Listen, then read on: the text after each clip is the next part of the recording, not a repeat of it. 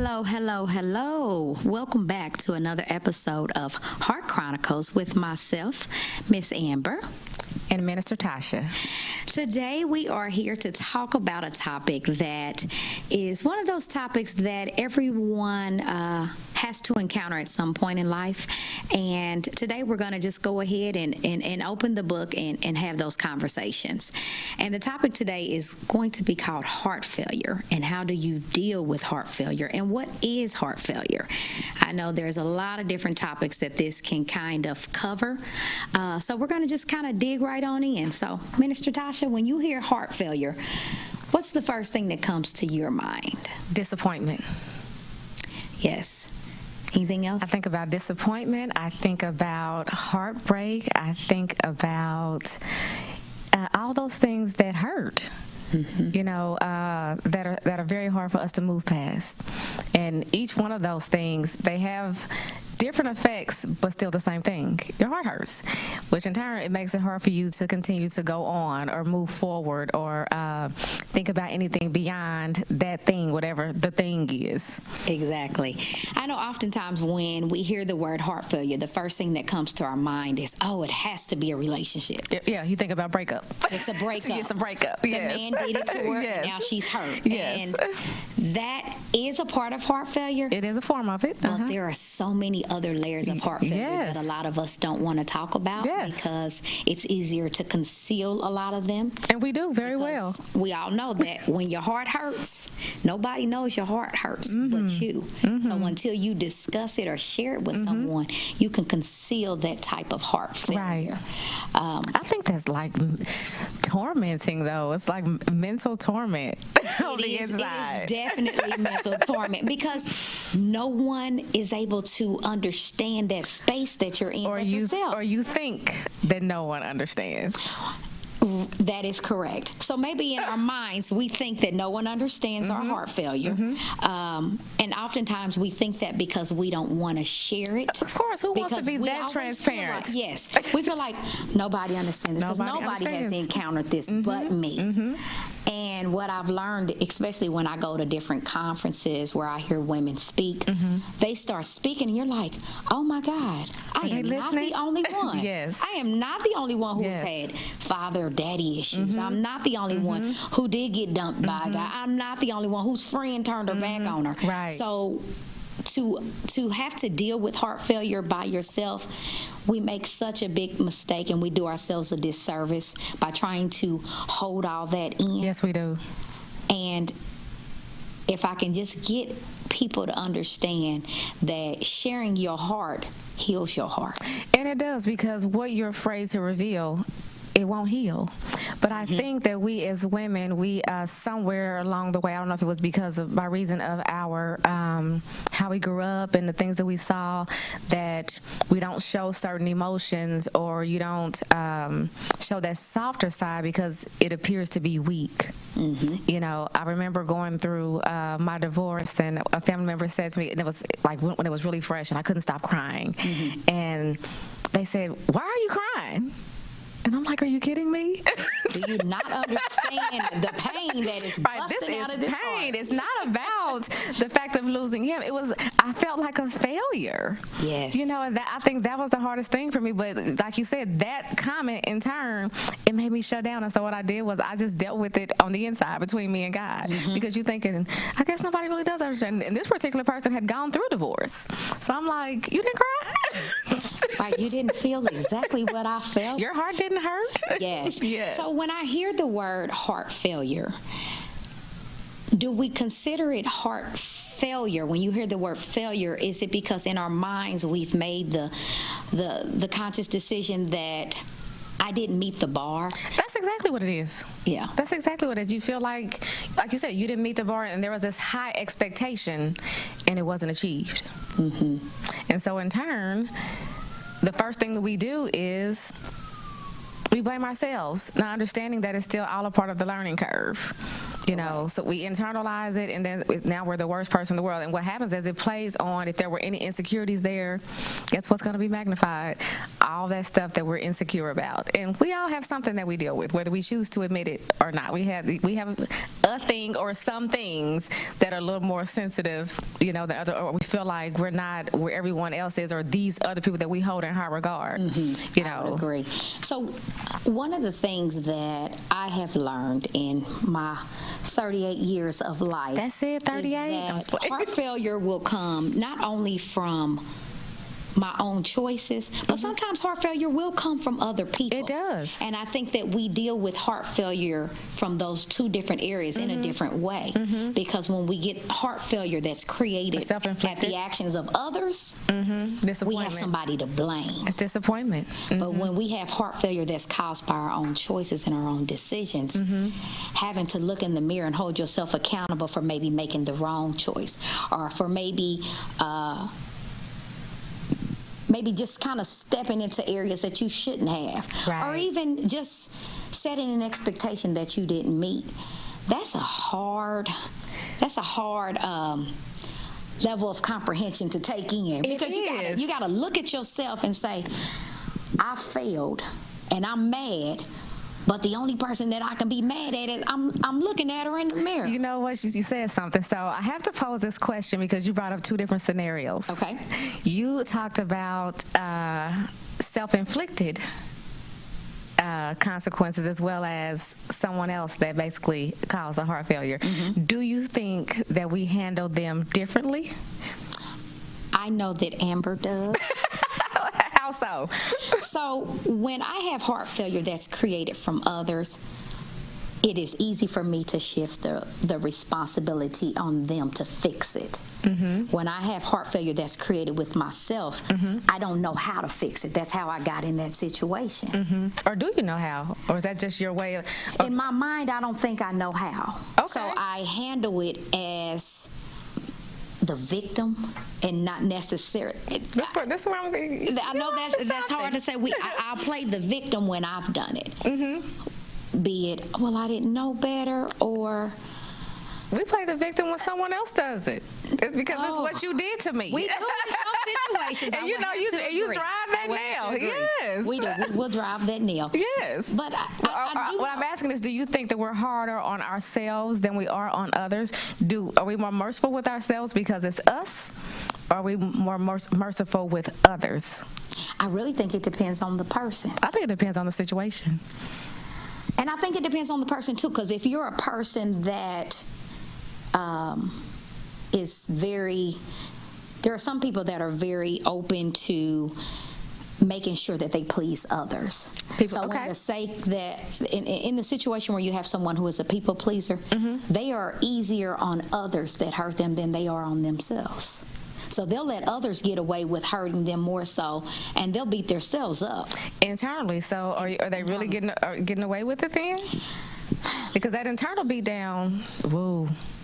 Yeah, but nobody knows about the internal beat I down. know, but sometimes what you see is sometimes it seeps out. Yeah, You think you're does. hiding it, but And it still seeps comes out out in your anyway. conversation That's what I'm sometimes. saying. That hurt comes It out does. in It your does. opinion of things and how you see things. That area that you have that heart failure, and it could be offense, because that can be an area of heart failure also. You offended me, and so now because you offended me, and now my feelings are hurt, it's going to make me shy away. And so whenever I hear, or even let's say if someone brought that person up that offended me, you're not going to have a great response in regards to that name, or it's going to come with a little stank that And we are all guilty. I am guilty. I will be the first to admit Yes. it. I have filled those shoes. oh yeah, and if you say you haven't, you're not being real with yourself. Absolutely. But it takes growth and maturity to kind of move past that, and to be able to not even to even be able to hold your Yes, it does. It does.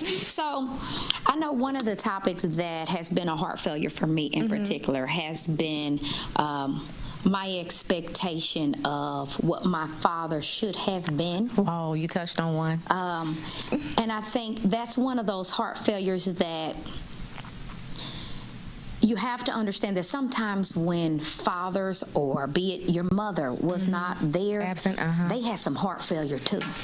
Absolutely. Absolutely. And that we thing don't trickles ever down. we never take the opportunity to understand that some of the heart failure that is created from others is because they had heart failure Yeah, that was and that's all they created know. and pushed on them. That's right. So you do what you know, and sometimes in doing what we know, It hurts. we end up hurting other and creating another level of brokenheartedness to others. And you talking about that, I kind of experienced the same thing. And even in trying to break that generational curse of that continued heart failure, it doesn't matter. Like now that I know better, even trying to bridge the gap, because they don't know better. That's all they know. Their end comes up short. And so again, it's kind of like continual heart failure until you accept that, you know what, this is what it is. Yes. And I think that's the biggest thing in dealing with heart failure is acceptance, that this is where I am right now. At this moment, this is how I feel, this is what I think, and that's it. And I think most of us, we miss that step because we're so busy being stuck in our hurt or our disappointment or our pain or our letdown, whatever word you want to choose to define it, your heart failure. I think we get stuck there. I know, so I would say this, for anyone, I know Tasha has stated herself that she's dealt with heart failure as it relates to her father. Yes. I have also dealt with heart failure. What advice should we give someone? Because I think this is such a huge issue in our community and not just in our culture and people that look like us. I think this is a huge epidemic where we have individuals that are functioning in this life with heart failure from people that have given them life. For me, because I had it twofold.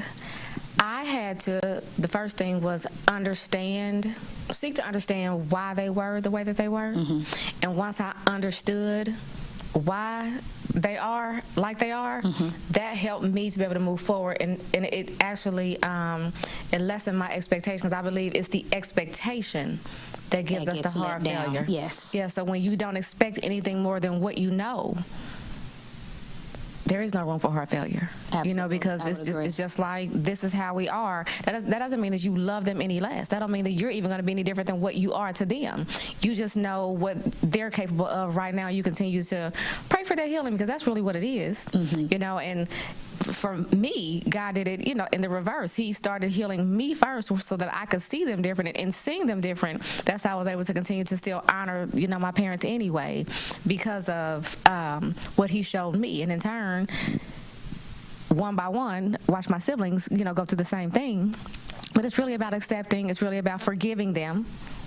Forgiving them for what they didn't have to give you. She has given the key word forgiveness to fixing every piece of heart failure that you have in your entire life, and that is simply forgiveness. And it is one of those things that a lot of us struggle with, because it requires you to step into a space of vulnerability. When you forgive someone, it puts you in a position where you no longer can hold someone else accountable. You can no longer point the finger. You have turned the leaf. You have closed that chapter. And sometimes closing that chapter puts the individual that was hurt in a position where, guess what? You now have to show love. And that can be a challenge. And it did come back around. I had a few tests with that. And I, you know what? It helps to let you know where you are and if you really are healed from that thing. Because one of the things that I did have to check myself on is, okay, who am I to hold something against someone because they didn't meet the mark? And Lord knows we not meeting all the marks. And I'm gonna have to get to heaven, and he gonna be like, okay, so Tasha, that one time when you knew what to do when you didn't do it. Do what I asked you to do. When I think about that, I'm like, you know what? Let me show a little mercy and a little grace, and let me continue to love. Yes. Because that doesn't cost you anything. Absolutely. One of the things we do have to realize as individuals and as Christians is that you have a responsibility to show mercy, show grace, and show forgiveness to anyone who has hurt you or harmed you. It does not mean that you have to go back and allow them into the space where they can particularly hurt you again. That's right. But you do have to grant forgiveness. You do have to and grant have it. a soft heart. Yes. to those individuals that have caused that heart failure. And forgiveness is more for you. Because the longer you hold on to that thing, it's like, again, I can't stress this word enough, it's mental and emotional torment. Yes. Because you're constantly thinking about that thing, and then it starts trickling over into other areas of your life and affecting other things and other relationships because you won't let go of this thing. That doesn't mean that you have to go and get a I'm sorry from this person, or have a definitely, a sit down about what you weren't able to give me, or even if you were that child that, constantly reminded your parents of what they didn't do and what they couldn't do and what they weren't there for. Yes. At some point you have to release them from that because the only person that is holding in bondage is you. Absolutely. So you touched on something that I kind of want to dig in a little deeper on, and you talked about the mental stress and the emotions that come along with holding that pain. Yeah. I think a lot of the things that are going on in our society now come from individuals who had heart failure. It has gotten to their minds. Absolutely. And because it has gotten into their minds that someone has hurt me, I have a pass to inflict whatever type of hurt I want because nobody took the time to take into consideration my hurt. So mentally, I've been warped into this mindset that hurt is the way to go to deal with things. And I think that stress brings about so many issues that filter into different areas of our life because of heart failure or feeling neglected or feeling like someone wasn't there. You develop trust issues, so then you got relationship issues. You can't keep friendships. You can't keep jobs because you have this wall up because you've been broken in a space that nobody ever knew about and you never decided to talk about. And I like to call that a toxic heart. Yes. And I say that because, it's kind of like when you break something and it heals incorrectly, or when you have a wound and you don't clean it properly, and so it gets infected. So the skin still smooths over, but under there is infection.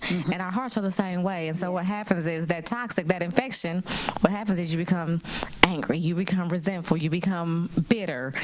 All the things that you're talking about, you have this entitlement that I can do and treat people how I want to because you don't know my story. You don't know what people have done to me. So this is why I'm doing what I'm doing. And what that does is you're basically spreading disease. You're bleeding on other people with this infected blood. And I was thinking earlier today as I was thinking about the topic that we were going to talk about today, and I kind of took the example of a car. When my car breaks down, I drive a Mazda.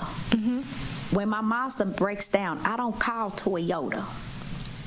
I call Mazda to give me the tools, the necessities, the instruction, the service on what needs to be done. They're going to diagnose it. What is broken properly.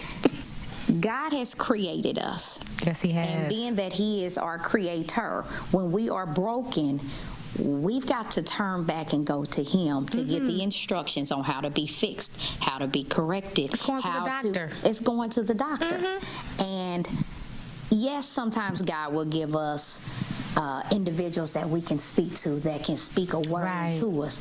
But your first resource when you have heart failure is to go back to the creator, to the source. Go back to the who source. knows I've created you, I've wired you this way, and in order for you to heal, this is what you have to do. Because I do believe that what God instructs for me to do to heal in certain areas may be different from what He instructs somebody else to do.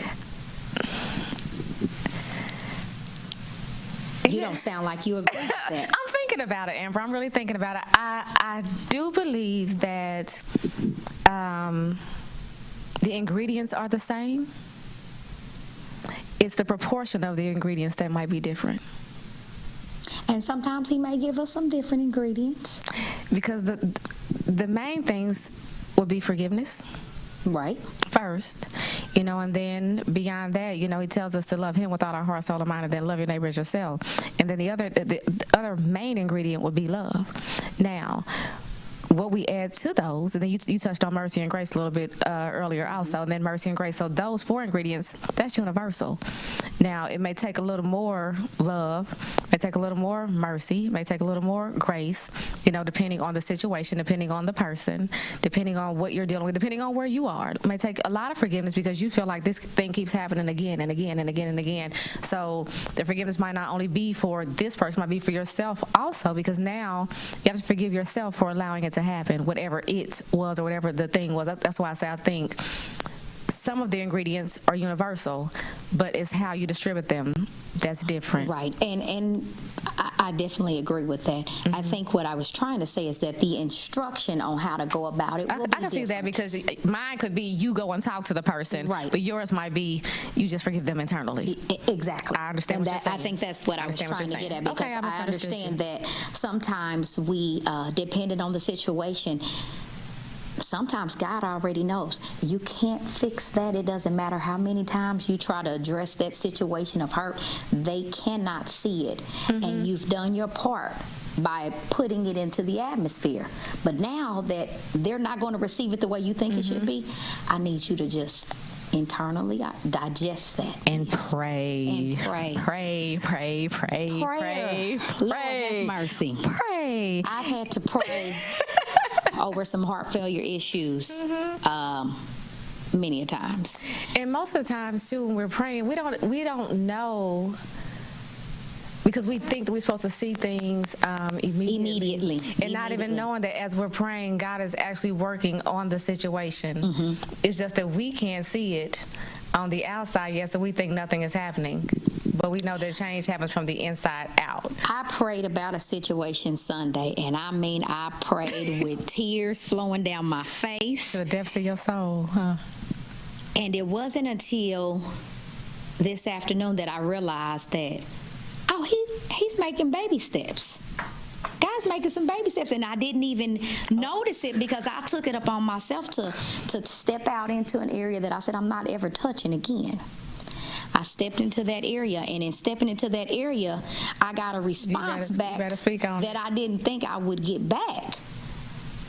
And it kind of shocked me because I didn't know what to do next, because I honestly thought I was just going to put something into the atmosphere. Yeah, and that's so it. I could say, so God, I did what you told me to do. I did it. So I told you she wasn't going to respond. And when she responded, I said, oh, okay. I gotta come back with something different. Now I gotta proceed and make some additional steps. So You said something. understand that your prayer for those areas of hurt, God will work them out. He doesn't always work them out in a way that we think they should work out. But everything works together for the good. Of them who love the Lord. Amen. Yes. Say that. And the other thing I think that we forget is that, because we're always looking external about, what needs to be changed, and this happened to me. But the main thing is he's trying to change us. He's trying to change our response to things. He's trying to change our trust in him when it comes to things, our belief in him, because, I might believe him over here that he can, take care of this. But I think I might be able to handle this guy just a little bit better than you can, because that's our fleshly side, because we want to control how, when, where it happens, especially if that thing cut deep. I want it fixed, and I want it fixed now, And he's like, no, because I'm trying to teach you something. Yes. And I think that's the hard part in the heart failure, when God does show you, even if it's someone else that, did something to you, what he does with your heart in the process. It kind of leads me back to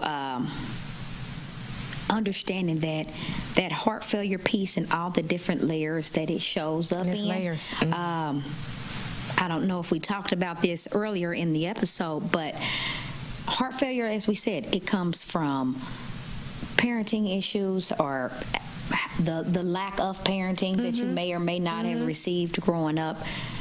It's socioeconomic status. It's friendships. It's dreams that God's given you dreams that hasn't happened yet. have not manifested, That has not manifested that you yet. know God has told you is going to happen. Yes. I was listening to a young lady on YouTube the other day, and she talked about how she ran into a lady at Target, and the lady changed her life. She said Okay. just some random stranger changed her life. And she said, the lady told her, you should consider being a beauty pageant, being in a beauty pageant. She was Wow. like, me? And she's like, yeah. And she said, no, not me. She said, well, one day she decided, okay, I'm gonna try out for a beauty pageant. She said, I lost the first beauty pageant. She said, I went back the next year, I tried again, I lost again. The second time, she said, I went back the third year, I lost again. She said, I lost 6 years in a row. She said, I found that lady. She said, and I called her and told her, why would you tell me to go and do something? She said, because her heart was hurt. Of course, because because- she believed something Yes, somebody like, told I'm her going in here and I'm gonna about win. herself, and she didn't win. And she said that lady died the 6th year after she had called her and said that. She said she went to another pageant the next year And won. and she won. Wow. And that lady has now won, I believe it's either Miss USA or Miss America. Shut your mouth. Yes. And her story, she talked about the heart failure that came because you believe what someone has told you about yourself, and because it doesn't look like what you think it should look like in the time frame that you have set, not God's timing, but the time frame you've set, your expectations have not been met.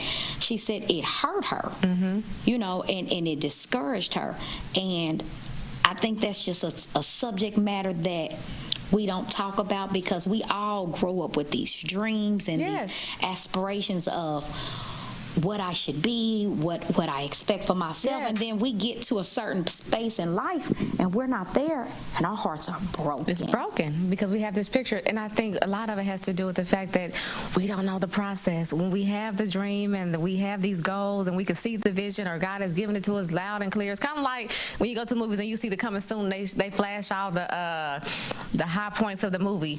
We know nothing about the in-between scenes, and our lives are the same way, and I think that's the thing that makes us sick. The Bible says the hope deferred makes the heart grow sick, you know, and that's the part that makes us like, oh my God, I cannot believe this. When all in all, just like you mentioned her with the 6 pageants, it showed 2 things. He was developing her stamina. He was developing her confidence because she kept going back and back. And even after she called that lady and told her, what you tell me that for? She still went back. He still went back. So he was doing, again, it goes back to what I was saying. He was doing something in her through He had each to failure. prepare her He was preparing her. for a stage that was bigger than what she even expected to And get our to. preparation never looks like what we think. No, it does not. And I think that's the part where our hearts grow tired and weary and weak, and we feel like I can't go anymore, and I'm just going, So what do we do? I mean, how do you handle that piece when you get to that space in life? Because I don't think you get to that space by accident. no. Of course, everything is predestined. God has everything planned out. He already knows which way we're going to go. But Yes, when he you does. get into that space of, I didn't do, or I didn't get where I thought I should have gotten to, or I'm not where I needed to be, now what? Do you just throw in the towel? Do you just... I mean, how do you deal with that hurt? Because that's an internal piece. Because nobody, inside, we all have these things like, oh, this is what I'm going to do. This is what I got planned for myself. So how do you deal with that? Because that's an internal hurt. It is. No one knows everything you set for yourself but Right. you. And then there goes that word, that expectation. That expectation. Expectation again. And that's the thing where 9 times out of 10, our expectation is much lower than God's anyway. The word says that, you know, his thoughts are not our thoughts. Our ways are not his ways. So what he's trying to do is he's trying to open our minds up even broader. And I think it makes us go back to the drawing board. And if we did write the vision out, it makes us look at the vision, or, you know, find more inspiration. Maybe I need to tweak it. It makes us go back to the starting point.